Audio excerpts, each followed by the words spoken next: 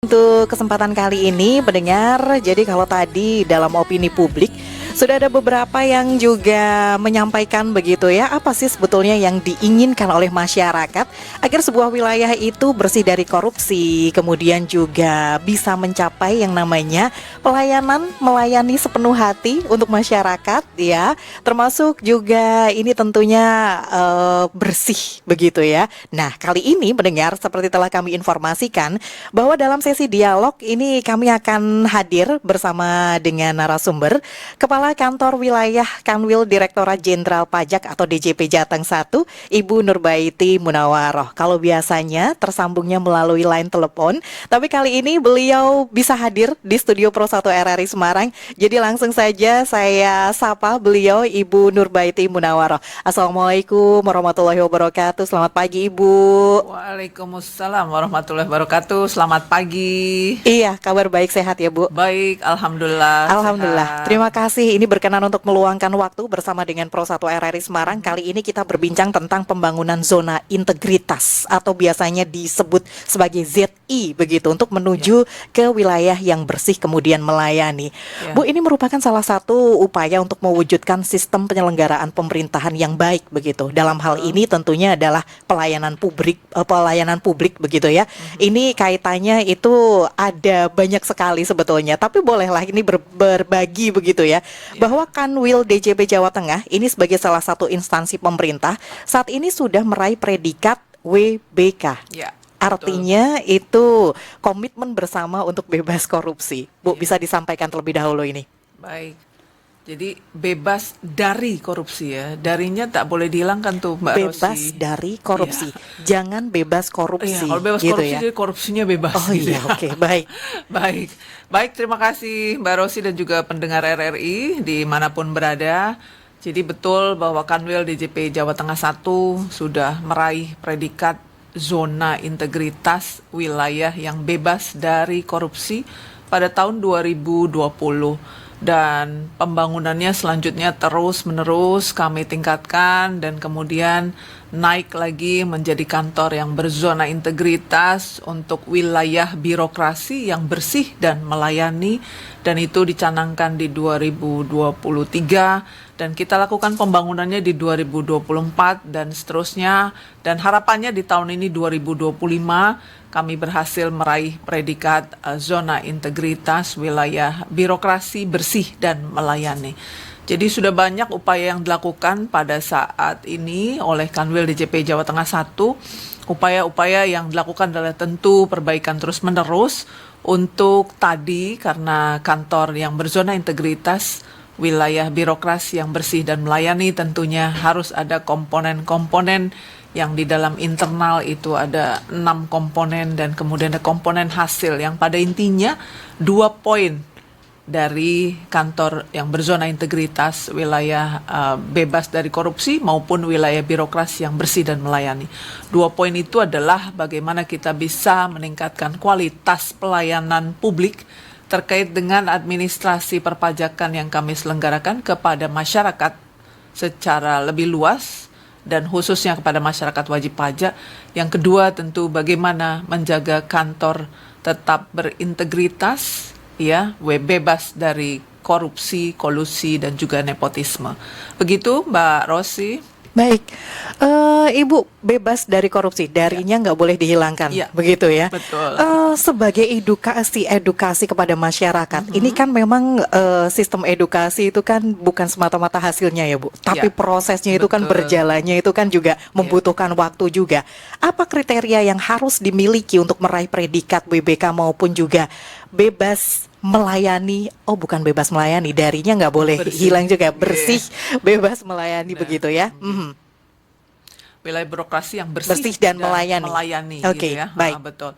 Jadi ini sebagai bagian dari edukasi, dan pada pagi hari ini diberikan kesempatan untuk on air RRI memberikan edukasi kepada seluruh pendengar. Itu juga merupakan bagian dari proses ya, karena memang ada komponen-komponen yang memang harus kita perbaiki, baik yang pertama dari area manajemen perubahan, ya, bagaimana area manajemen perubahan ini mengubah mindset budaya cara kerja dari seluruh pegawai untuk bisa memberikan pelayanan yang lebih baik kepada masyarakat, ya, itu dari seluruh bagaimana keteladanan pimpinan memberikan sebagai role model dan juga menjadikan budaya bersih dari korupsi, kolusi, dan nepotisme ini disebarluaskan. Itu ada di area manajemen perubahan. Ini luas karena mengubah mindset.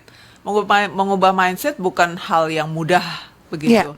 Kemudian dari penataan tata laksana tentu kami juga melakukan perbaikan-perbaikan secara internal, bagaimana di situ cara kerja, prosedur kerja, dan juga ketepatan waktu, profesionalisme dituntut untuk bisa lebih bagus sehingga mendapatkan hasil kinerja yang optimal, dan juga tentu masyarakat wajib pajak merasa puas terhadap layanan administrasi perpajakan di seluruh kantor kami.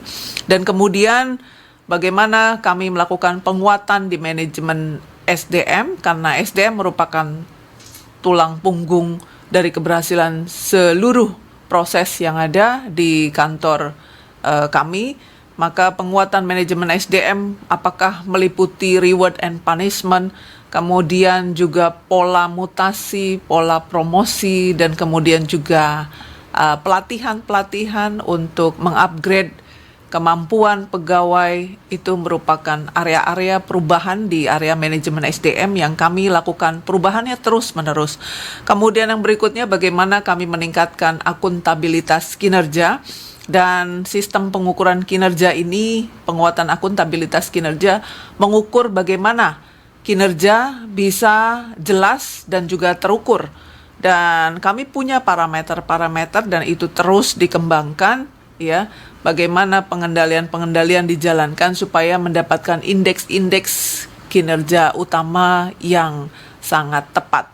Pada intinya untuk mendukung kinerja dari kantor, ya, bagaimana penguatan akuntabilitas kinerja itu dijalankan.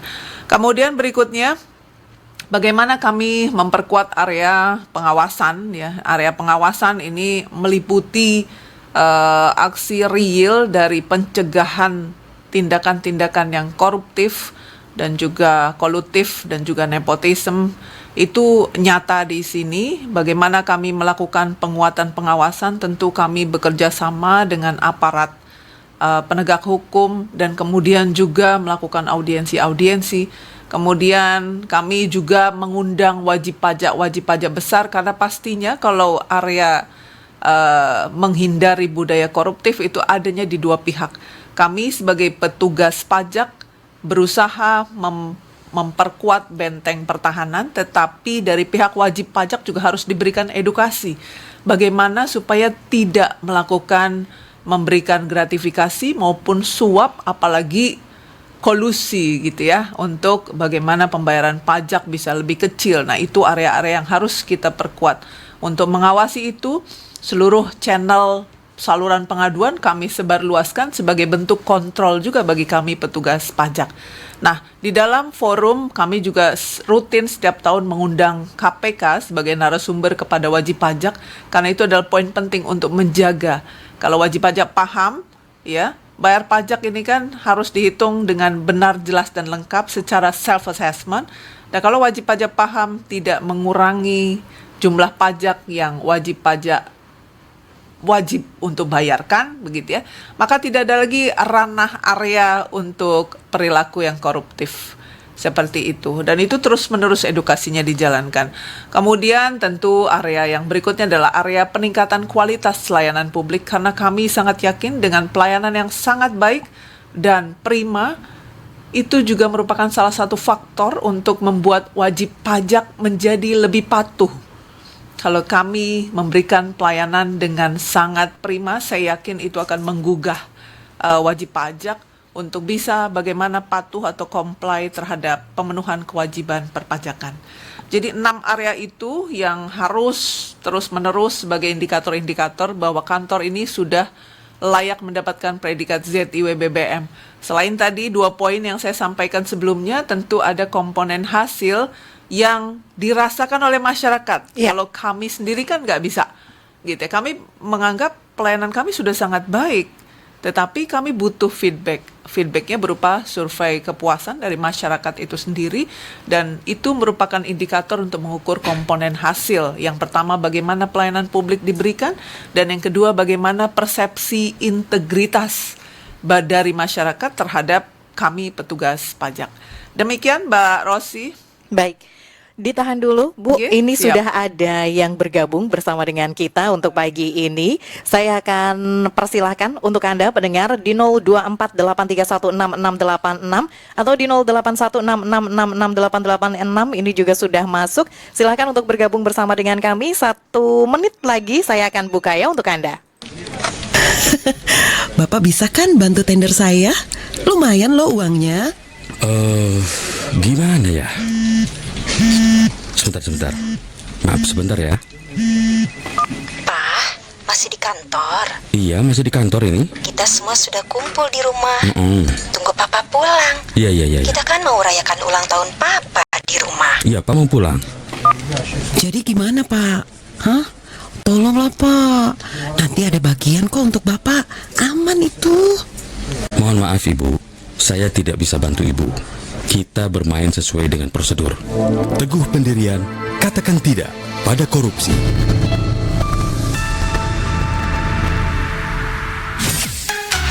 Kanal informasi dan inspirasi Bersatu. Terima kasih pendengar, Anda masih bersama dengan kami, dan pagi ini kami juga masih bersama dengan Kepala Kantor Wilayah Kanwil Direktorat Jenderal Pajak DJP Jateng 1, Ibu Nurbaiti Munawaroh. Baik Ibu, ini tadi sudah ada yang bergabung melalui WhatsApp, tapi ternyata teleponnya juga berdering. Saya akan angkat terlebih dahulu. Baik. Halo, selamat pagi. Assalamualaikum. Selamat pagi Mbak Rosi. Waalaikumsalam warahmatullahi wabarakatuh. Silakan Pak Suyarto. Iya, Assalamualaikum Ibu narasumber di studio. Waalaikumsalam Pak. Iya Ibu, kita bicara masalah tadi apa Bu, pembangunan zona integritas ya Bu. Ya, Kalau kita membaca salah satu peraturan Menpan RB ya. nomor 10 tahun 2019, itu kan sebagai perubahan dari Menpan RB nomor 52 dan 100 tahun 2014 tentang pedoman penggunaan zona integritas menuju wilayah bebas dari korupsi dan wilayah birokrasi. Namun bagaimanapun juga pembangunan zona integritas ada dianggap sebagai role model reformasi birokrasi dan penegakan integritas dan pelayanan berkualitas. Sebagaimana itu bukan hal yang baru Bu. Ya. Konsep ini kan sudah ditawarkan oleh pemerintah sejak terbitnya peraturan Presiden nomor 81 tahun 2010. Nah, pertanyaan saya begini Bu, apa yang dimaksud dan wilayah birokrasi bersih dan melayani? Itu satu. Yang kedua, apa yang dapat dilakukan oleh pemerintah untuk mengatasi korupsi dalam birokrasi? Yang terakhir, mengapa reformasi birokrasi penting dalam menjaga korupsi? Mohon jawabannya. Matur suwun. Baik, terima kasih Pak Suyarto ini. Silakan untuk ditanggapi langsung Ibu. Ini. Baik, terima kasih Pak Suryarto. Semangatnya pagi ini luar biasa. Tepuk tangan untuk Bapak. Alhamdulillah, terima kasih. Apresiasi yang tinggi karena Bapak komit dalam artian concern juga dengan pembangunan kantor-kantor layanan publik yang memang didorong oleh Kemenpan RB. Dan kenapa itu kemudian menjadi satu ajang yang seperti dilombakan, karena harapannya seluruh kementerian lembaga yang memiliki layanan publik, tidak terkecuali dengan Direktorat Jenderal Pajak, bisa ikut mewujudkan ketika ada satu momentum begitu ya, diingatkan secara terus-menerus. Jadi memang pentingnya kantor untuk berzona integritas, wilayah birokrasi, wilayah bebas dari korupsi maupun wilayah birokrasi yang bersih dan melayani itu memang mutlak dan harus terus-menerus dibangun dari setiap kantor yang menyelenggarakan pelayanan publik. Karena satu tadi, negara kita punya tagline 2045 menuju Indonesia Emas. Dan itu satu hal nanti kait-mengait, Bapak mohon izin pertanyaan 1, 2, 3 ya. Kenapa penting? Karena memang layanan publik sangat penting untuk tidak koruptif dan juga tidak kolutif. Kalau kita bicara tidak koruptif, banyak sekali kerugian-kerugian kalau budaya itu kemudian kita permisif. Dan apa yang dilakukan tadi sebenarnya Kemenpan RB sampai dengan menerbitkan peraturan, dan kemudian memang sudah lama dari 2016 kalau tidak salah ya, ajang ini kemudian dijadikan satu lomba. Dan kita dalam momentum itu setiap kantor diingatkan terus-menerus bagaimana pembangunan yang ada di kantornya. Di setiap zona yang tadi saya sampaikan, bagaimana penataan tata laksana di dalam bekerja, kemudian bagaimana manajemen SDM-nya, bagaimana kita mengubah mindset, bagaimana kita menguatkan sisi pengawasan dan juga menguatkan sisi akuntabilitas, dan tentu bagaimana kita meningkatkan pelayanan. Itu satu kesatuan yang tidak bisa dipisahkan. Jadi 6 area yang disampaikan oleh Kemenpan RB di dalam ketentuan yang Bapak sebutkan itu adalah benar adanya. Karena memang itulah area-area perubahan yang bisa meningkatkan satu kantor, meningkatkan pelayanan publik dan juga menjaga setiap layanannya berintegritas, tidak koruptif. Kemudian bagaimana itu menjadi penting, saya kira sudah juga terjawab karena tadi ketika layanan publik mudah untuk disusupi dan koruptif dan permisif, tentu itu menjadi satu hal yang sangat tidak baik. Dan kemudian yang kedua, apa yang dilakukan ya Bapak ya, apa peran serta masyarakat juga boleh juga ini kita perluas ya Bapak ya, jawaban dari pertanyaannya. Memang untuk mengawasinya tentu bagaimana masyarakat luas, dalam hal ini kalau dari kantor-kantor di Direktorat Jenderal Pajak tentu tidak hanya masyarakat wajib pajak tapi seluruhnya boleh silakan concern dan ikut mengawasi. Ya, karena kalau pajak, Direktorat Jenderal Pajak itu mempunyai tugas mengumpulkan penerimaan negara berdasarkan undang-undang. Nah, kalau ini penerimaan negara tidak terkumpul dengan penuh integritas, pundi-pundi APBN kita saya yakin akan bocor dan juga tidak bisa terkumpul, kemandirian APBN juga tidak akan bisa terlaksana. Karena ujungnya ini adalah untuk pembangunan. Nah, kalau masyarakat kemudian juga ikut mengawasi penggunaannya, itu sangat diharapkan. Makanya kenapa saluran-saluran pengaduan dibuka sangat luas untuk menjaga sebagai kontrol bagi kami penyelenggara layanan publik, dalam hal ini kantor-kantor di Direktorat Jenderal Pajak dan khususnya kantor wilayah Direktorat Jenderal Pajak Jawa Tengah 1. Dan kami mempunyai 17 kantor pajak Bapak di sepanjang pantai utara Jawa Tengah ya, dari mulai baratnya itu Brebes, Kabupaten Brebes, kemudian Tegal, dan sampai dengan ke timur, ke utara, dan selatannya Salatiga. Jadi ini kami menjaga dan memastikan bagaimana persepsi integritas terjaga supaya masyarakat mempunyai persepsi integritas. Oh iya, Kanwil Pajak sudah tidak koruptif. Itu adalah persepsi integritas yang kami harapkan.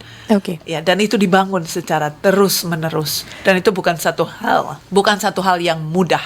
Iya. Demikian, Pak Sur. Terima kasih. Baik, ini sudah ada lagi yang bergabung Ibu. Baik. Ini izin untuk bisa angkat telepon dulu. Kali ini ada Pak Ahmad Irwan yang ada di Bandung Timur. Ya. Melintas ke Jawa Barat kita ya. Halo, selamat pagi. Selamat pagi, Mbak Rosi. Selamat pagi. Silakan singkat ya, Pak. Ibu narasumber, saya Selamat anak buahnya pagi. Pak Deddy Mulyadi, Bu. Di sini. Wis. Oke. Luar biasa. Begini tentang masalah perpajakan ya, Bu ya. Tentang perpajakan. Memang sih masyarakat sekarang masalah perpajakan itu kan agak miring karena banyak contoh-contoh seperti di penyelewengan pajak kan sampai saat ini hukumnya kan tidak jelas tuh kan seperti itu. Ya, sudah sebutkan namanya lah, mungkin sudah pada tahu di sini ya. Bagaimana melibatkan sama pajak. Mungkin Ibu tentang masalah perpajakan.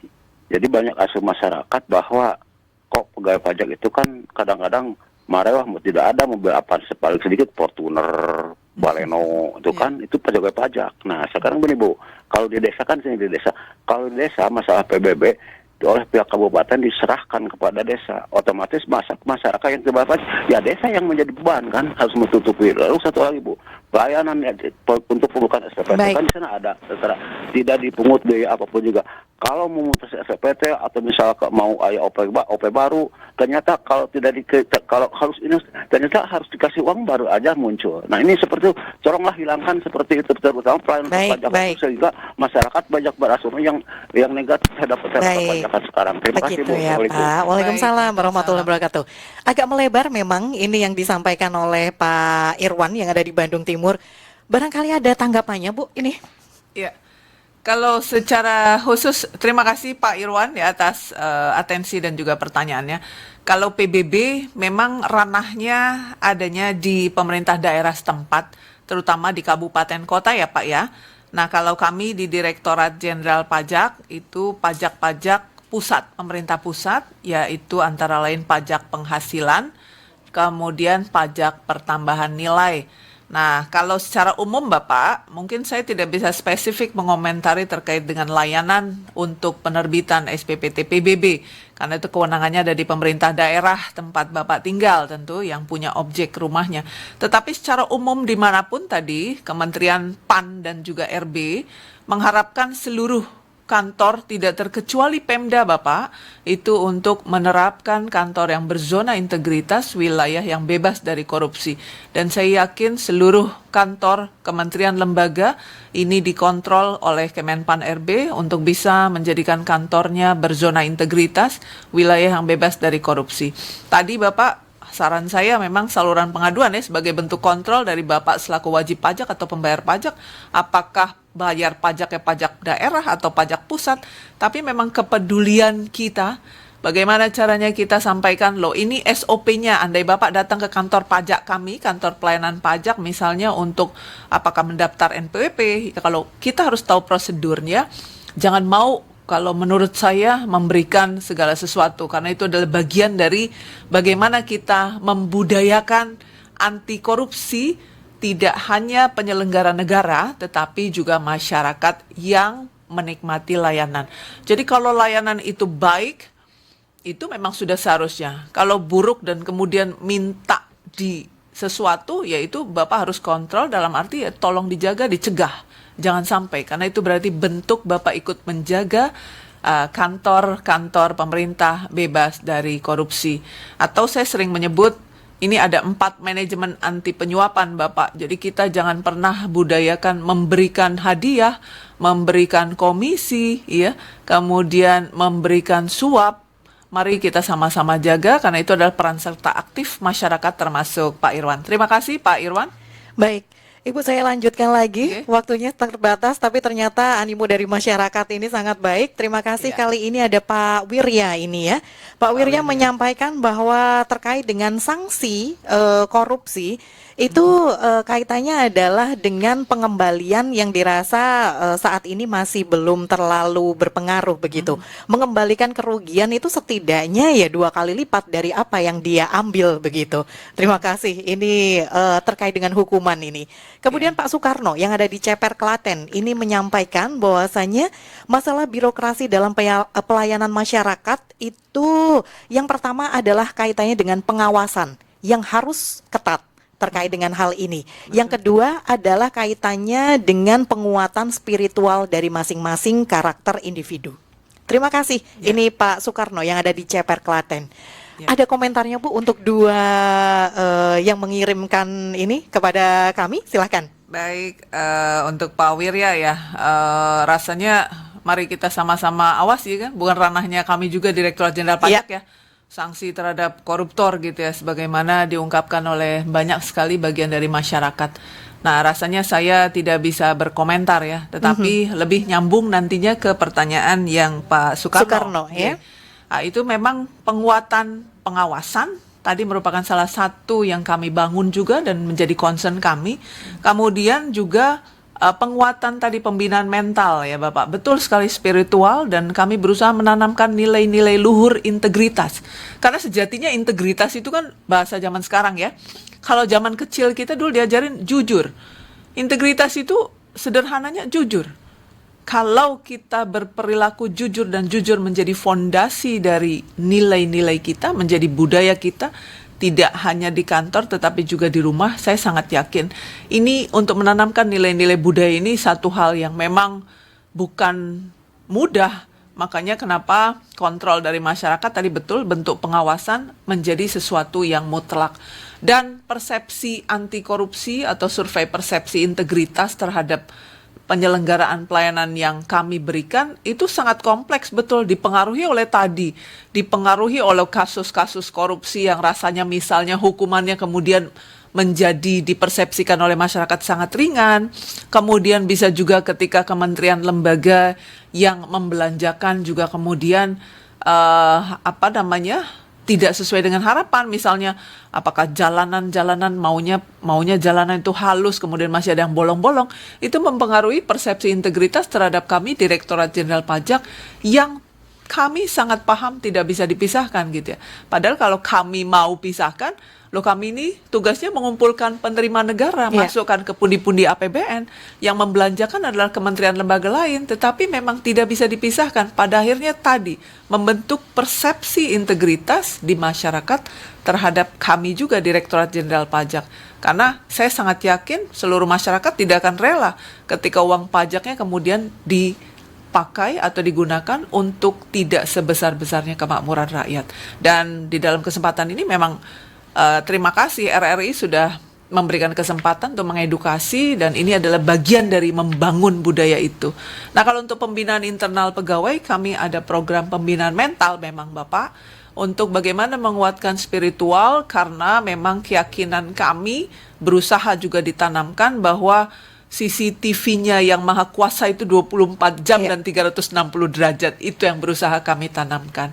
Namanya upaya ya. Bagaimana budaya integritas itu tidak hanya sekedar diucapkan tetapi lebih menjadi budaya. Kalau budaya itu ya dilakukan setiap hari dan menjadikan nilai. Itu memang satu proses yang berkelanjutan. Terima kasih Pak Wirya dan juga Pak Soekarno atas atensinya. Baik. Tampaknya waktu kita harus sampai di sini, Ibu. Begitu, siap. Padahal ini kami masih ingin juga, mungkin di lain waktu bisa 1 jam atau ya, Bu. Tapi terima kasih. Tapi terima kasih. Yang jelas ini, Bu, barangkali ada pesan yang ingin disampaikan untuk masyarakat, begitu ya. Ini sekaligus juga sebagai sarana salah satu edukasi juga untuk masyarakat terkait dengan bagaimana kita sebagai masyarakat yang orang awam bilang itu kita orang biasa begitu. Bagaimana sih caranya untuk kita bisa mewujudkan turut andil, setidaknya sedikit tetapi turut andil. Silahkan. Baik, terima kasih. Jadi tadi mari kita ikut sama-sama mengawasi ya. Kalau ada kecurigaan terkait dengan terjadinya ketidakbenaran atau penyimpangan, silahkan sampaikan melalui saluran pengaduan. Saluran pengaduan di Direktorat Jenderal Pajak ataupun Kementerian Keuangan dibuka sangat luas. Bisa melalui kering pajak 1.500-200 ya. Bisa juga melalui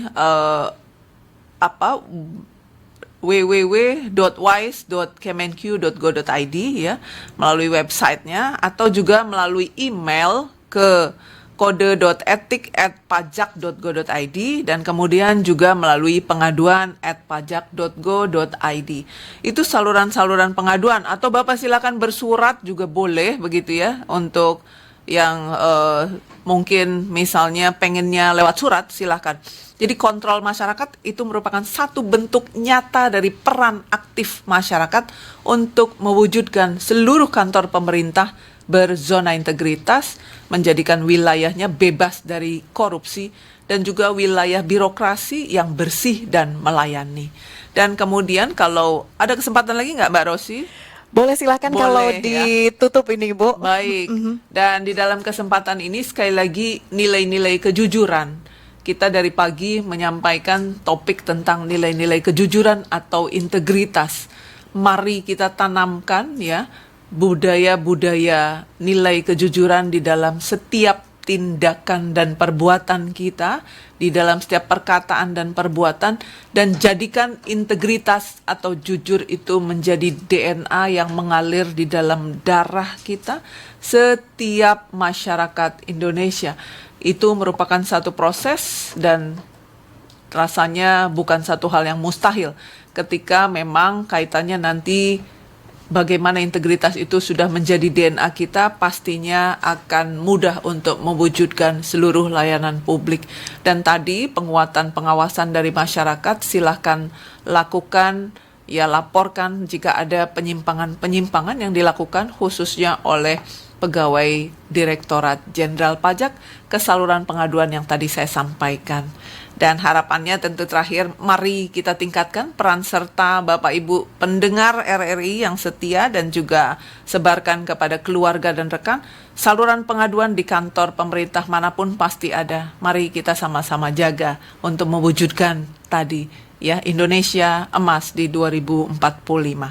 Terima kasih Mbak Rosi, terima kasih pendengar RRI semua. Baik. Selamat beraktivitas kembali. Terima kasih, selamat pagi Bu. Ini yang disampaikan akan sangat bermanfaat untuk merefresh kita berulang-ulang kali bahwa mari kita sama-sama andil untuk bisa mewujudkan hal ini. Terima kasih pendengar, demikian tadi kita sudah berbincang bersama dengan Kepala Kantor Wilayah Kanwil Direktorat Jenderal Pajak DJP Jateng 1, Ibu Nurbaiti Munawaroh. Sukses, sehat selalu, selamat Amin. pagi Ibu. Terima kasih, doa yang sama. Demikian tadi pendengar telah kami hadirkan informasi dalam sesi dialog ya untuk pagi hari ini. Jangan kemana-mana karena kami masih akan kembali dalam Semarang pagi ini. Jadi pastikan Anda terus bersama dengan Pro 1 RRI Semarang, baik melalui FM 89 MHz atau aplikasi RRI Digital. Ada di kolom live chat, Anda bisa bergabung bersama dengan kami.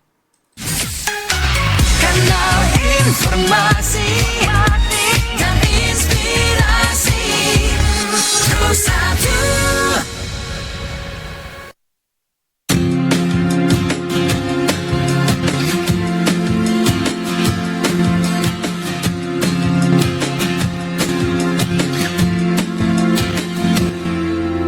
Lihat awan di sana.